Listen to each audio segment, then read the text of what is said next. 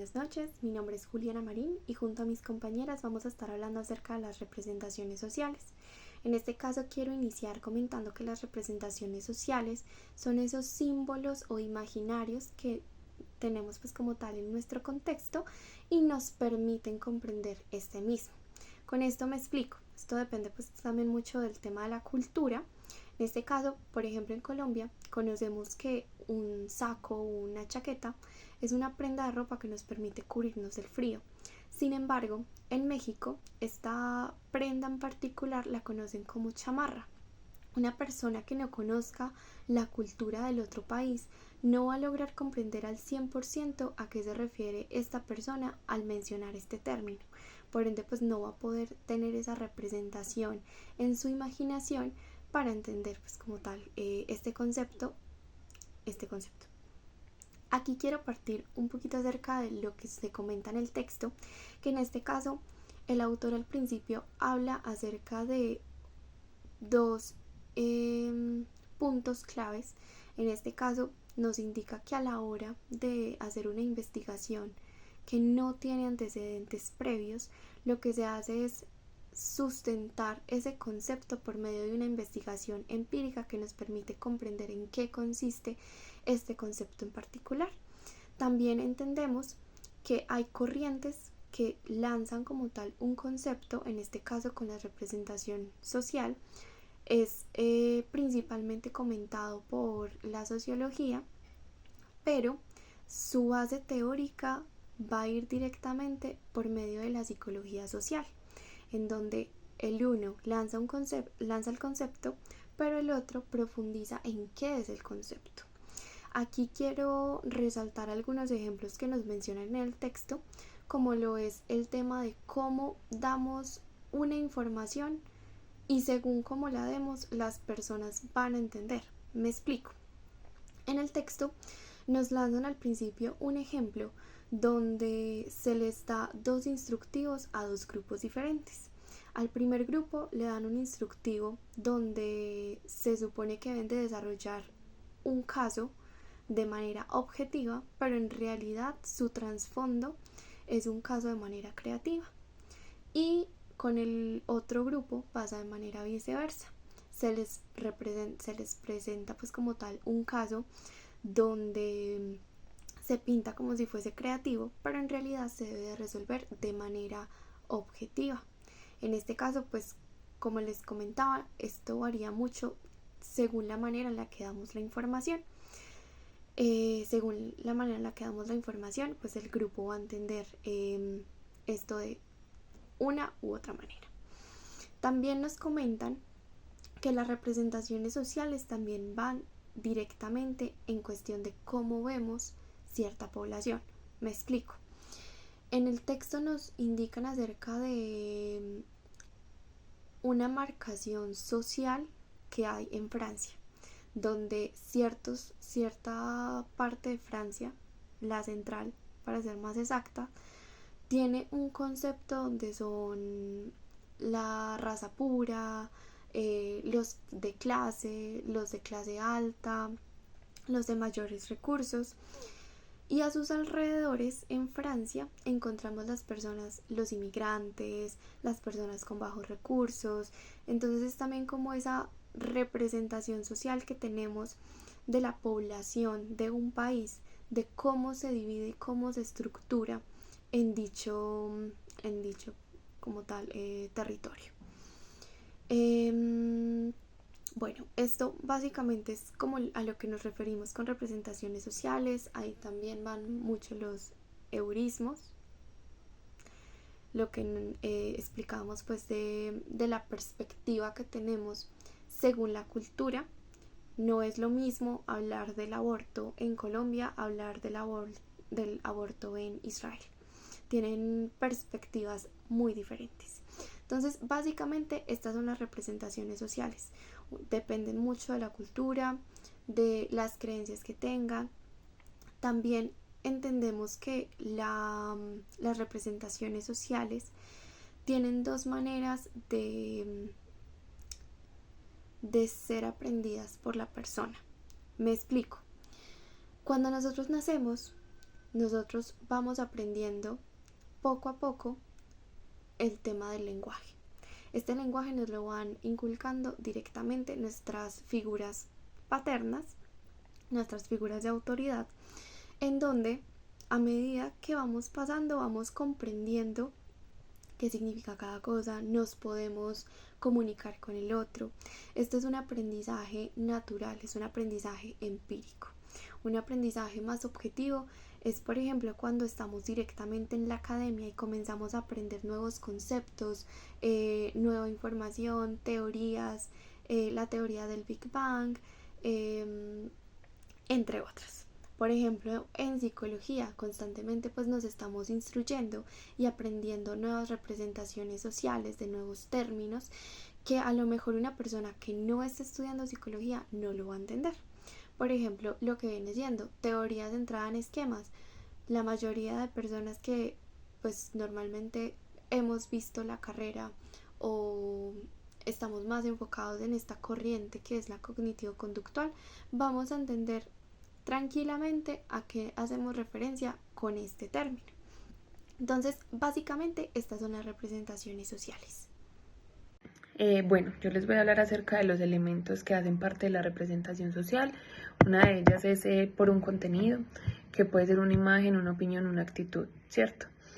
Y cómo este contenido se relaciona con un objeto, o sea, con un trabajo a realizar, una persona, un acontecimiento económico.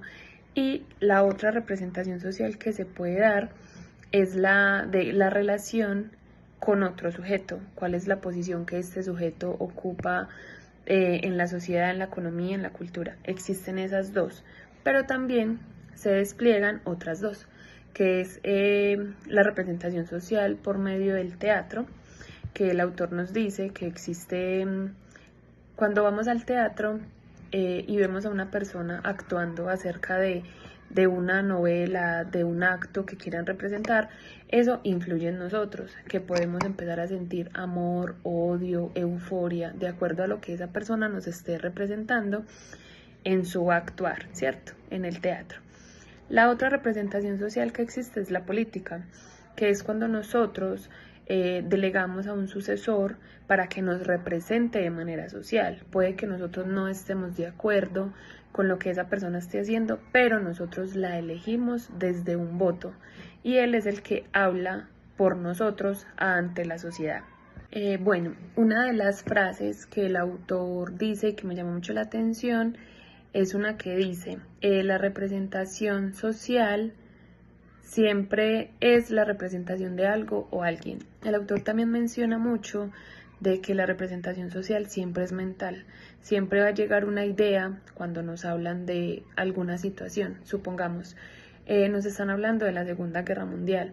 Puede que yo piense como desastre, guerra, muertos, y otra persona lo vea desde el punto de vista de experimentos en la salud, del genocidio. Entonces, la representación mental siempre va a ser muy subjetiva. Es como yo lo percibo, como yo lo pienso, como yo lo siento.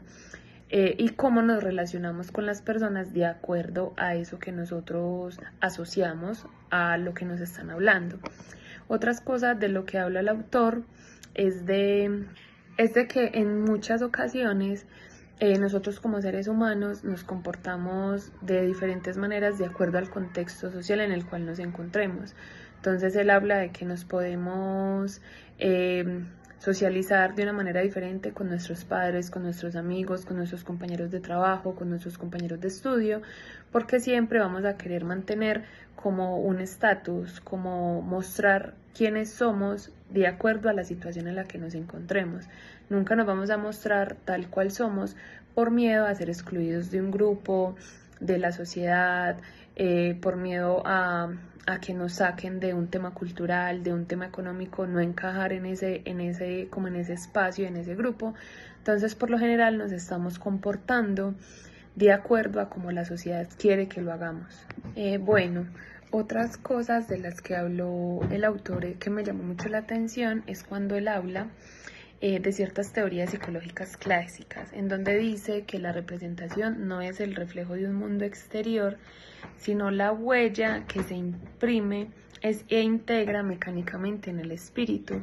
Entonces, la representación social yo lo asocio a que es como la muestra de lo que hay en nuestro interior. No es simplemente cómo nos mostramos, sino también cómo nos percibimos nosotros ante una sociedad, cómo nos comportamos, pero muchas veces, lo que mencionaba anteriormente, nos comportamos es como la sociedad quiere que nosotros nos comportemos simplemente por encajar en una cultura, por no ser excluidos, porque no seamos señalados y juzgados. Bueno, ahora vamos a tocar dos componentes que hacen parte como tal de las representaciones sociales. En este caso yo les voy a hablar acerca de la objetivización. Esto es un poco acerca de lo que les hablaba anteriormente al inicio, donde es la manera en la que naturalizamos esas representaciones sociales. Entonces vuelvo otra vez al ejemplo de cuando vamos creciendo, vamos adquiriendo conocimiento por medio de nuestras figuras paternas, nuestras figuras de autoridad, quienes nos van enseñando cómo se mueve nuestro contexto, nos van enseñando esa simbología, esos imaginarios que nos permiten comprender nuestro contexto. Esto también depende mucho de la cultura en la que estemos creciendo, en la que estemos pues como tal desenvolviéndonos. Y va también muy inculcado en nuestras creencias que vamos adquiriendo a lo largo de nuestra vida. Pues constantemente estamos cambiando de ideas, teniendo nuevos pensamientos. Entonces, esto influye mucho en la manera en la que naturalizamos como tal esas representaciones sociales. También vamos a tocar un componente que ya va más desde lo que comentaba pues al principio en resumidas cuentas, acerca de cómo vamos adquiriendo esas representaciones sociales por medio de entes académicos, de esa información que vamos adquiriendo de manera pues como tal externa, desde nuestra educación profesional, entre otros. Entonces, básicamente, esta es la objetivización, esa manera en la que naturalizamos esas representaciones sociales y la adaptamos a nuestro contexto y a nuestro día a día. El texto también nos habla sobre el anclaje. Este anclaje es el proceso mediante el cual una sociedad atribuye un significado y una utilidad a un objeto o concepto. Esto quiere decir que lo nuevo o desconocido se vuelve comprensible al asociarse con lo que ya es conocido en el contexto social. Este proceso nos permite integrar cognitivamente el objeto dentro del sistema de pensamiento preexistente, transformándolo y relacionándolo con otras representaciones y procesos conectivos. Un ejemplo sobre el tema del anclaje podría ser el teléfono móvil. Al principio, esos teléfonos eran solo como una herramienta para hacer llamadas, pero con el paso del tiempo, la sociedad le ha conferido o le ha dado más significado y una mejor utilidad, como la capacidad para conectarse a redes sociales, poder ver noticias o incluso expresar algún estatus social. El uso del móvil se ha integrado a nuestra vida diaria, modificando no solo su función original, sino también las representaciones sociales de la comunicación social y la tecnología. Dentro del texto podemos encontrar varios tipos de anclaje. Uno de ellos es el anclaje como asignación del sentido. Este nos permite ver cómo los diferentes grupos sociales asignan un significado distinto a un fenómeno social. Cada grupo interpreta estos fenómenos de acuerdo a sus creencias o su ética. Un ejemplo de este anclaje podría ser la inteligencia artificial. Los diferentes grupos dentro de la sociedad asignan pues como diferentes significados a la inteligencia artificial según sus valores o su cultura. Para las personas intelectuales, por ejemplo, pueden considerar la inteligencia artificial como un avance crucial en el campo de la ciencia y la tecnología, y la ven como una herramienta para mejorar la calidad de vida y tal vez el conocimiento humano. Por otro lado, podemos encontrar personas con valores más tradicionalistas o con preocupaciones éticas, los cuales pueden ver pues como la inteligencia artificial como una amenaza a la autonomía o al ejemplo, ya que temen a que pues de pronto la realización de estas máquinas con inteligencia artificial sustituyan el trabajo humano y así pues o que también pueda pues como afectar la privacidad de las personas. Otro tipo de anclaje que nos habla el texto es el anclaje como instrumentalización del saber. Este nos habla de los sistemas de interpretación que se convierten en códigos compartidos que luego son utilizados para clasificar a las personas y sus comportamientos. Un ejemplo de este son los medios de comunicación. Por ejemplo, un canal de noticias puede construir su narrativa sobre la inmigración dividiendo el mundo en dos grupos, donde están los nativos y los extranjeros. Esto puede crear un marco de interpretación que refuerza el miedo hacia los extranjeros, clasificando a los inmigrantes como desviados o fuera de lo normal, ya pues por esto que están haciendo. Por último, tenemos el anclaje y objetivización. Este anclaje es, por ejemplo, una comunidad rural donde se cree que una enfermedad mental se debe a problemas en el cerebro. Las personas ven al enfermo no como alguien que está loco, sino como alguien que tiene algo mal en el cerebro. Lo que hacen es que toman algo complicado como una enfermedad mental y lo explican como algo tan simple como el cerebro está mal. O sea que ellos tratan de ver como un problema grande, lo hacen ver como algo muy básico.